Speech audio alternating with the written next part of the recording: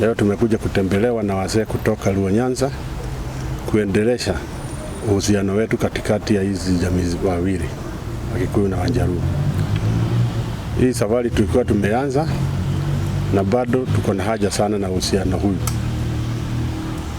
Hii jamii mbili watoto wetu wanakuanga wameshida wakifanya kazi pamoja pahali wanakaa. Na tungetaka hata siku moja tuwe tumesikia kuna furugu katikati ya hao jamii wawili. Na sio jamii wawili tu, tungetaka nchi mzima. Mimi ningeuliza nikiwa hapa, niulize wasee wote wa nchi yetu Kenya. Ni wakati muhimu sana wakati huu tuanze kuongea habari ya amani. Yale maneno yanaendeshwa na wanasiasa katika Kenya ni maongeo ya kuhuzunisha sana. Na tuna huzuni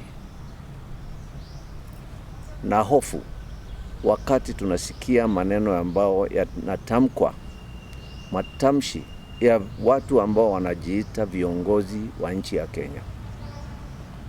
Na kama wazee tunaambia hii njia ambayo mmetembea ni njia ambayo haina mfano mzuri kabisa kwa wale kizazi ambacho kiko nyuma yenu, na ni heri mrekebishe hizo tabia.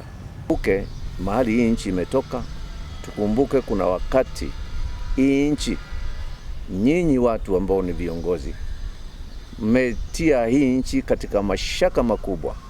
Tukikumbuka sana hata mwaka wa 2007, na inaonekana miaka 20 ambayo itakuwa imepita tukifika mwaka ujao, vile ambavyo mambo inaendelea. Tuna hofu sana kwa yale ambayo mmepanga ama yale ambayo yanaweza kutukia. Tafadhalini, tulizeni akili zenu na hasira zenu, mtulize, msituweke katika shida.